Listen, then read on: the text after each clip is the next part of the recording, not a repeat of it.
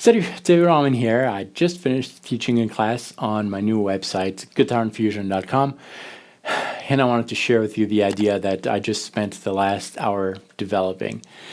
Let me show you. This has to do with matching elements. Elements here and elements here. It's super easy, and this is hopefully going to just free you from overthinking when you're playing. Super simple. Let's take a musical bed, and this right here, my keyboard, is going to reproduce that musical bed on which I'm going to play. I'm going to play over that musical bed. We're going to consider just a one chord bed, but this can be done with multiple chords. The idea is to match the elements. Let's say that I have a chord that is made of a root, and we'll pick this note, which is D. D is my root. So on top of that, I'm going to stack some extra notes that are all going to be attracted to that note there. So I can add this note. That note that I played, this one right here, has a definition, a meaning because of that one. They exist because they're in relation to each other. Okay? So if I just had one note, it doesn't mean anything.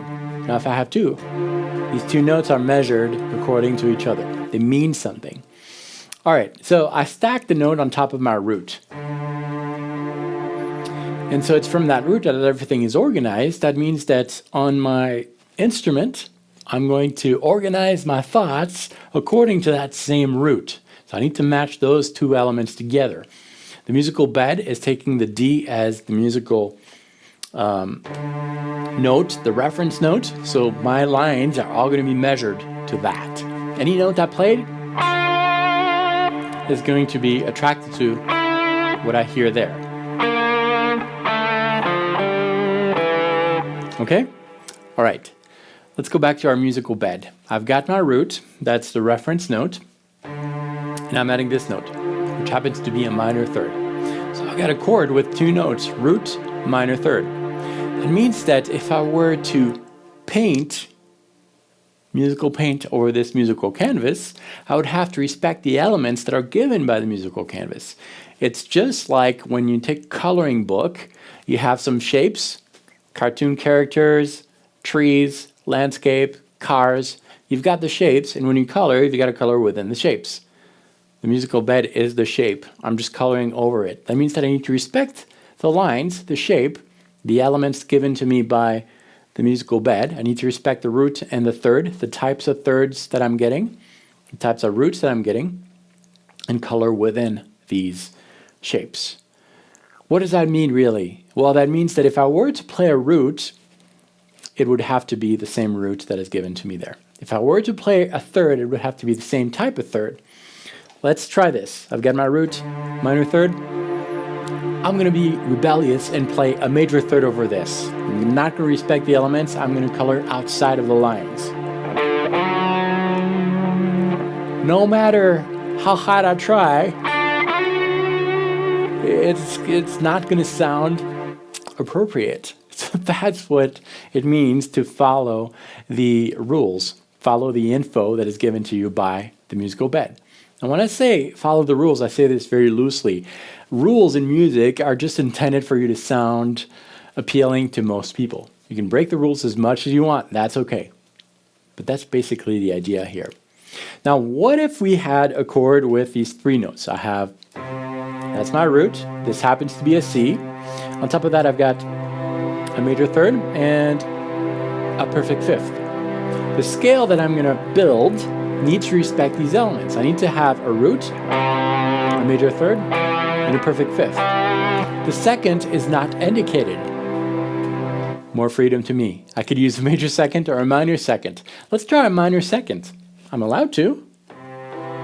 It's not given to me.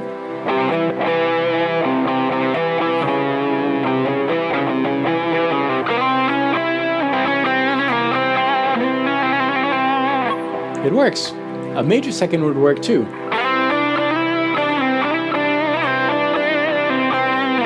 But a minor second would too.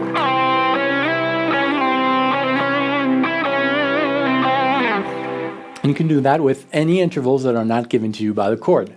And that's how you can play over random chords without really knowing what they are, as long as you respect the elements. In this case, we were talking about intervals. It's more of a logic approach, but eventually, if you do the work to train your ears to recognize the intervals, you can just hear a chord, don't even need to know what it is, and improvise over it.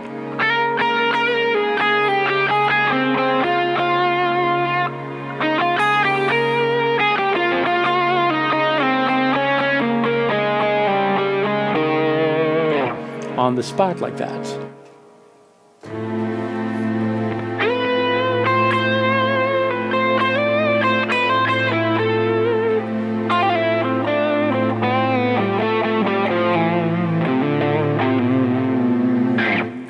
And that's really what this is all about. Musical freedom to express yourself.